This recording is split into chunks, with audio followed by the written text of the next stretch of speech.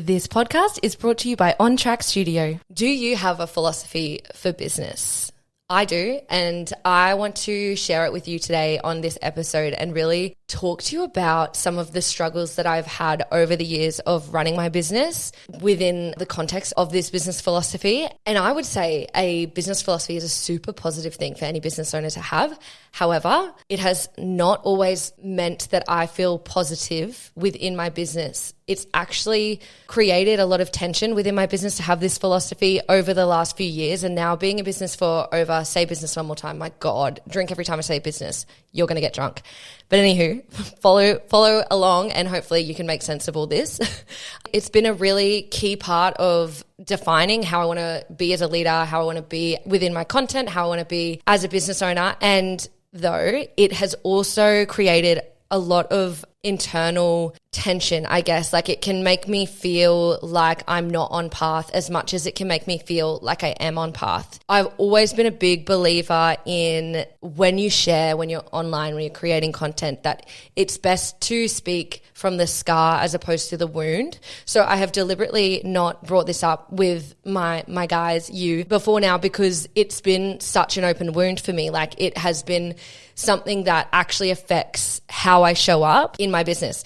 Now I'm cured and I've got the magic pill. No, it's not a matter of being cured, obviously, but I feel like I have enough context with how I am to be able to speak on it and share my experience. And I really feel like, you could definitely grab a lot of value out of this if you are someone who is purpose-driven in what you do and affected if you're not on purpose. Could hold your hand through the process or give you a perspective that may help you or at least make you feel a little bit seen. That's the intention for this whole episode. If you're new to my podcast and channel, then this is an epic place to start for you because let's just get to know each other straight from the get-go.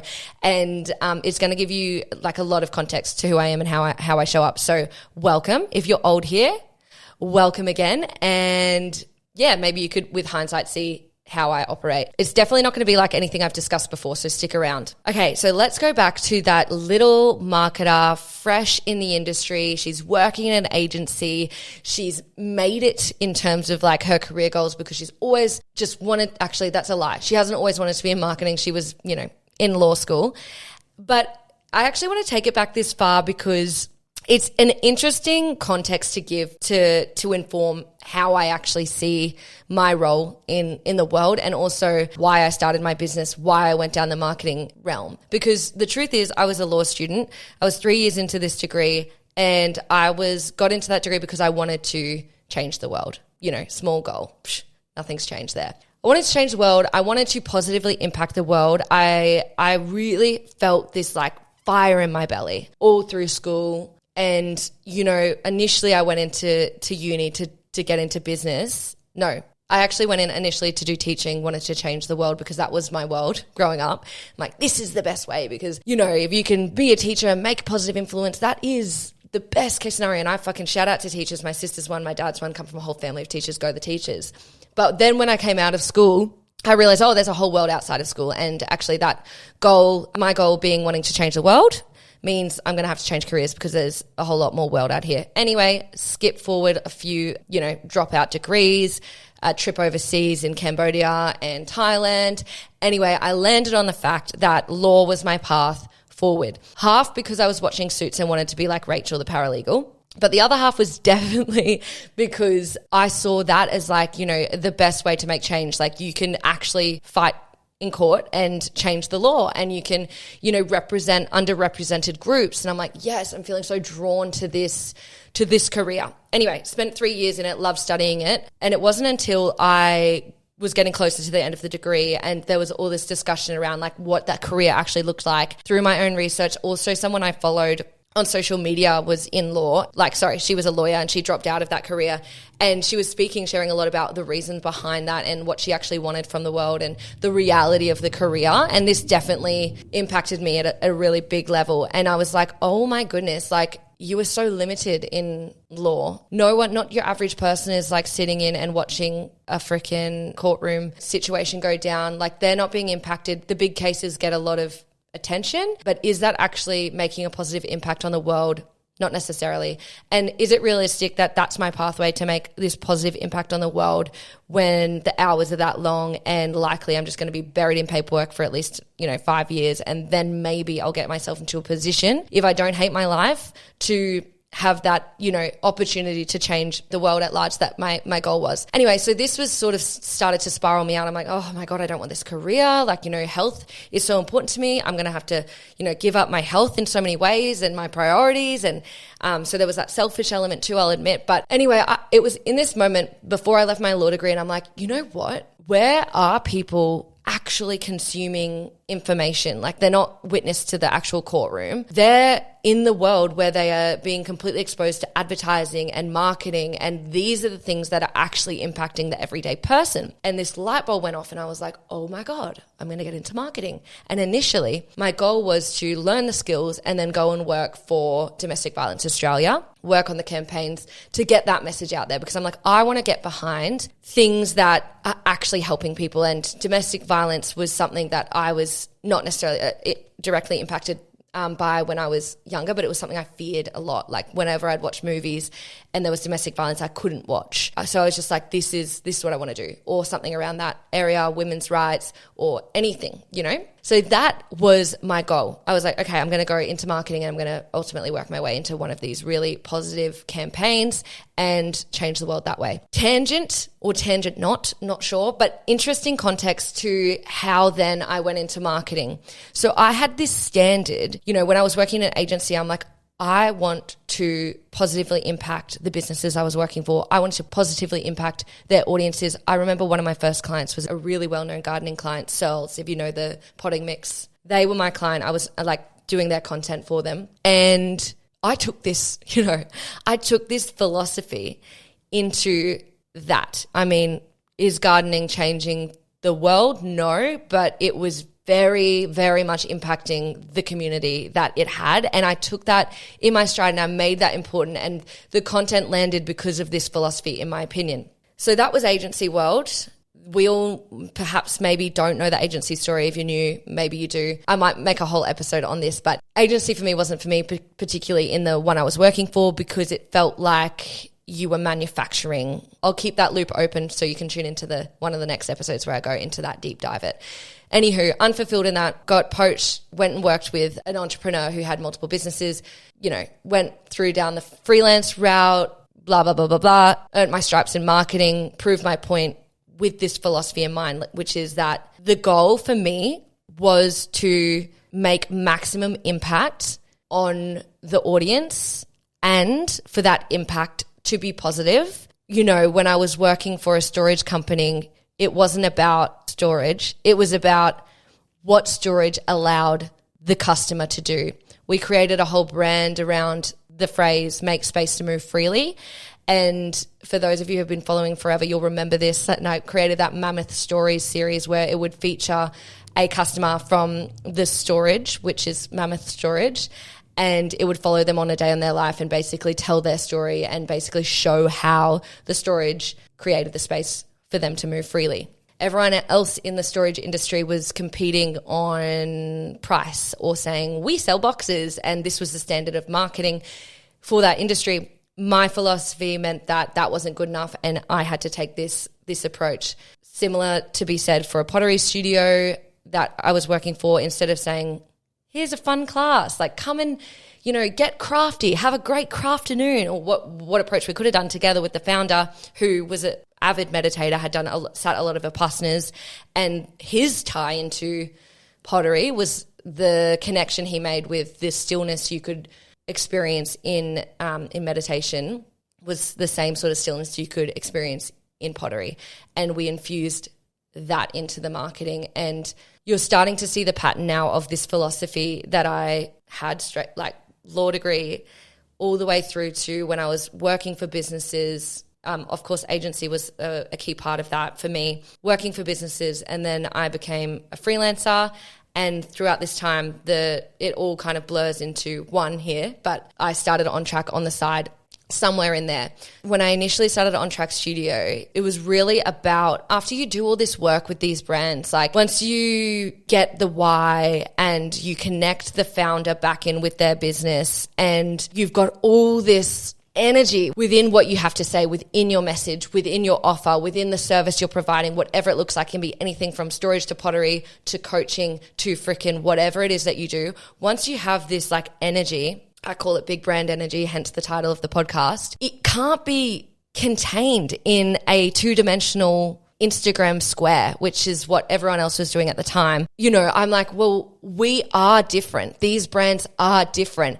But when you reduce your big why, your big transformation into, you know, a curated graphic on Instagram or whatever it is, it doesn't land as much. So a big part of why I started On Track Studio was to remove the barriers for brands that were different, that were the best, that were making all this transformation on their clients or customers, and to remove the barriers for them to show it. Because marketing's always been about show and not tell. You know, you're not going to have success, I don't care what your industry is, but you're not going to have success in the marketing of your service or product if you're just like pointing out features and benefits. Like you're just not. Like, oh, that car has a automatic freaking sunroof. It gets pretty boring. It's going to be like, cool. Maybe once they're already interested, like that might be a influence, oh yeah, I'll get this car over that car because it's got a sunroof. But when you're actually marketing and in the business of marketing, you need more than that. You need substance. So when I started On Track, it was really about, here you go, guys. Like, let's make this easy for you. Let's get behind a mic. Let's chuck a camera up and you speak your truth, and then let's get the professionals to distribute that across the masses of your Instagram, your TikTok, your YouTube, your podcast platforms, and allow that substance to get out and resonate with who it needs to resonate with, to bring back to you ultimately. And it's this beautiful cycle of, you know, founder connection to audience connection to the audience being benefited by the content to the point where they purchase, which is benefiting the founder who's connected to their purpose by building wealth for them so they can pour more into this. And it's this beautiful, positive cycle. And that is always been what drives me in business. It's always been the underlying philosophy with what I do. And though I want to talk about the tension that has caused me, because initially when I first started the business, it wasn't like obviously I'm going to start a podcast like it is now. If you have a business, it was like a bit out the box. And honestly, like for years I had to explain and still do sometimes to people about like the benefit of a podcast for a business. And if you're still wondering about that, I'll tell you, I'll surmise it to this. The benefit is that you can showcase your differentiation, like why you're different from everyone else in the marketplace. And if you are as good as you claim to be, perfect, because you can show that through your conversation skills. You know, you can actually showcase why you're different. You can speak into the likes of your philosophy without, you don't have to actually make an episode about it, but your philosophy comes through when you speak and you show up in front of a camera, in front of a microphone. And it's actually, in my view, when I started the business, even though it was this like out of the box approach of like, oh, okay, podcasting, you know, what I noticed is like everything that I resented about marketing in my freelancing career, about how like, you know, people would just hire you. If you've hired a marketer before, you might completely understand this feeling that you're just like, you want to hire that marketer and you want them to just get your leads or grow your audience or make you sales. And it's this like relationship with marketers and founders that is sort of like, it puts the expectation on the marketer to get them these like, and you know, to a point, rightly so, right? You hire a marketer because you want to, you know, close the gap on what you don't know and execute so you can like run your business. But equally what I found in my freelancing was people would want to manufacture the value that they give. So for example, and this is not a past client of mine, I would never talk about a past client of mine in this way, but let's say you sell ballet shoes and that's your business. Instead of actually creating the best ballet shoes you possibly can, certain businesses would put the emphasis on, or the pressure on the marketers to sell the shoes when it's like they're breaking, the quality shit, The style's out of fashion, a bit outdated, but people would self-diagnose their issue as like a marketing issue when in fact it's like it's a product issue. So I loved when I started this pathway into podcasting in the podcast world, because at that time I had this belief that you couldn't sit down and record for 20 minutes, 40 minutes, or even an hour if you weren't someone who's leading from substance. Remembering this is the era, like now we all know founder-led content is what's performing. But I freaking knew that back then, just saying. I knew it back then. It's actually always been the case. But what people would get away with back then is these super curated feeds, graphics. What else were people posting back then? A lot of like aesthetic-based content. And you could kind of grow organically really quite quickly.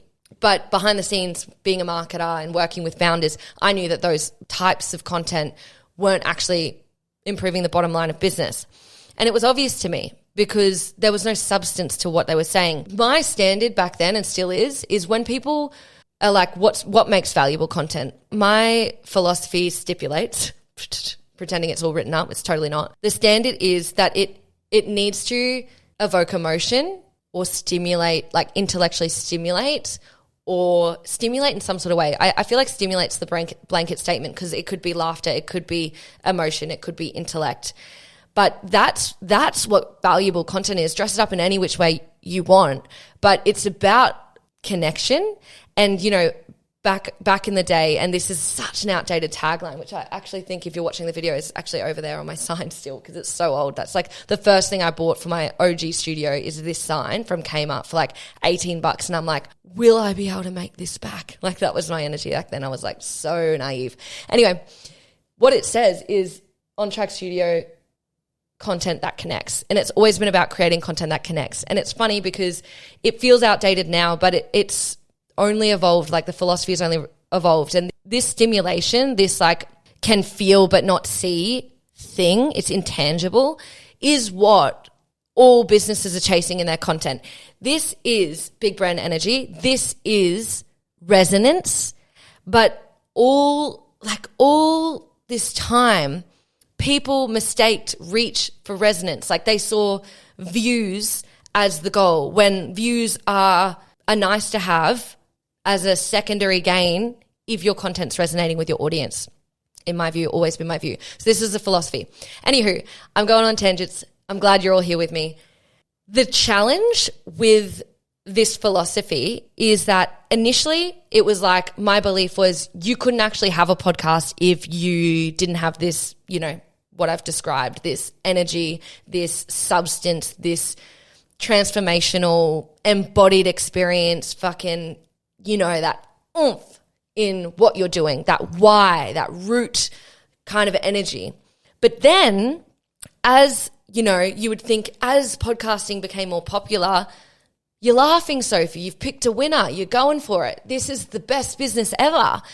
The problems that came with that, though, for me, who is deeply connected to my philosophy, is as it got more popular and a little bit more obvious to the people who are a bit cluey, is that, and this happens in most things, which we can talk about in another episode, but is that with that became, oh, okay, cool, that checklist approach. It's like, oh, okay, if I get a good microphone, a good camera, some decent lighting, a nice little backdrop, and I speak into that, then the goal is achieved. But again, this is like, you can't just, and this made me feel shit because it meant that people were, you know, coming into the studio, or even bigger than myself, bigger than my studio. But what I would see online is people, you know, ticking those boxes, like getting the good camera, having a decent edit. The mic is on fleek. We're rolling. We've got this, what looks like quality content, but in the end, what it was is either a teleprompted someone else's words behind the camera or ChatGPT version of what it is you think you should say, which in turn would reverse the goal of resonance because you're not even speaking from yourself. You're not even speaking from yourself. And it made me feel like I don't want to be in this industry anymore. If people can fake it, I don't want to. I don't like it. I want to be here to fucking make a big difference. Anyway, that was the wound. So I'm having this business where I've obviously got these fucking epic clients. If you follow me on Instagram, you see me sharing them.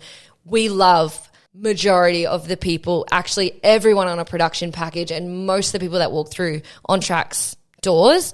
But what I was finding is that also with that, I was attracting the people who wanted the pretenders, is what I call them. They wanted to look like they were the professionals. They wanted to, and I don't think you need to be a freaking expert before you have a podcast. We'd all be in trouble there if that was the case. But what I do think is that the power of this platform is not what you think. It's not because you've got a high quality video that's a powerful fucking asset in your business. What it is that it's an ability to fucking talk to your people and connect, resonate with them, and in turn create a relationship with them, which down the track ultimately means you're going to be the no-brainer investment from them if you're selling what they're buying, if you know what I mean. Why I'm lit up right now is because the philosophy is philosophizing. That's not a saying, but the philosophy is feeling good right now because there was this like initial stage of content where it was like, you get a good camera. If you had a good camera and you could know how to speak well and a good mic, you could speak your truth. But then that attracted people who just had a good camera, had a good mic and could speak well, but not necessarily, it didn't weed out the people who were pretenders because you can just follow a script these days. So it was like peak, trough in terms of my philosophy. And then now we're on this new peak. Because AI is freaking epic and it's killing it in terms of its learnabilities, now I've actually got a lot to say about AI and I think I've clued into it a lot of times in my podcast before, but this isn't a discussion about good and bad about AI. This is just stating fact. People use AI to write their content now. It means that like the barrier to entry to have social media presence, or if depending on how you define value, I define it differently as we now know, but depending on how you define value, technically people could argue I can create such valuable content from ChatGPT. It's pumping out all this content. So it's like the online world is swimming in content but are starving for substance. And we're in this beautiful time in terms of like my philosophy where people are craving realness and full on unscripted, this is true, let's fucking go, love it or hate it, just be real with me content. And that's now weeding out the pretenders. Yay! It's an interesting thing, a philosophy in business, because as much as it can be the carrot and like push you forward, like here, I'm like, that mission statement that motivates you, chuck it on the wall, here's what I'm here to do. When things happen outside of your control where it can like sway you in terms of like, of course, when your business starts doing well, you're going to attract more people and those people aren't going to always be the reason you started the business. What I've now learned, and the learning for me is that you're never going to be fully content and like soul filled by as you grow in business, every single client, every single production, every single piece of content that your team produces.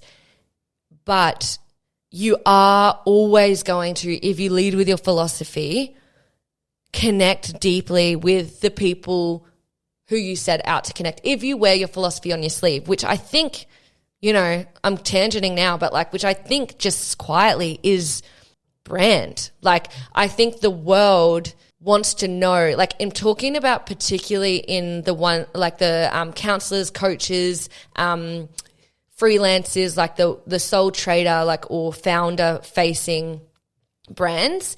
How cool that you can like build a brand off just like your philosophy. And like, this is what I work with my business clients. Most of them are coaches in our containers and in our work, is that, yeah, you can actually just lead, like figure out what your philosophy is, know what your service is, speak into that, give like your actual real like perspective, share your lived experience, story tell. These are skills, but but when you really like get down into it, it's like it's quite a natural skill, like particularly if you're in those industries where you are conversing, like, you know, you coaches, for example, you're conversing with your clients every day, you're literally coaching them. I'd be surprised to learn you struggling at conversing or struggling at delivering, you know, what it is that you need to say.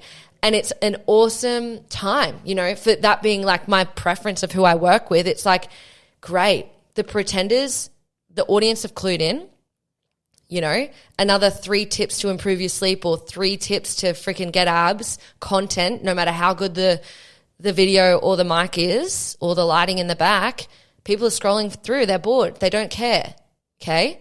So if you're someone who is struggling to really stand out in your industry, hear me now, best time to start speaking, you know, using your actual words and speaking exactly how you speak. Stop scripting. Stop reading off ChatGPT. Stop getting it to write all your captions and your carousels and start speaking, because your goal in marketing, particularly in content, is to resonate. And don't get distracted by what the algorithms, don't get distracted by what the tech giants tell you is value. They're telling you views, likes, saves. But from a business context, you can have all that and get no money. From a business context, you need resonance, because resonance is what leads to revenue. I can put that on a t-shirt. And that's where I'll leave you. Thanks for listening. Really would love to know if you're someone who's, actually I don't mind, if you're fresh here or if you're an old listener, viewer, message me on Instagram what your business philosophy is. Yeah, I love hearing about other people, and I just think it can also, in you, like really get you thinking, like, what's leading this? Who are you? And how can you then infuse that philosophy within your content to really stand out, build that brand? Also to anyone who feels like I've felt, which is like, you know, I probably skimmed over the emotional turmoil that actually impacted on me. Like it did lead me to wonder if I wanted to do this business anymore. It really did. So it's no joke, but it's all about riding those waves, being the security guard at the nightclub door with your emotions. Like, can you come in? Can I let you like actually, you know, sway my life, or are you just a moving emotion? And for me, at this point in time, it was just a moving emotion. So, yep, that is where I'll leave you. Thank you so much. Peace out, my people. Peace out.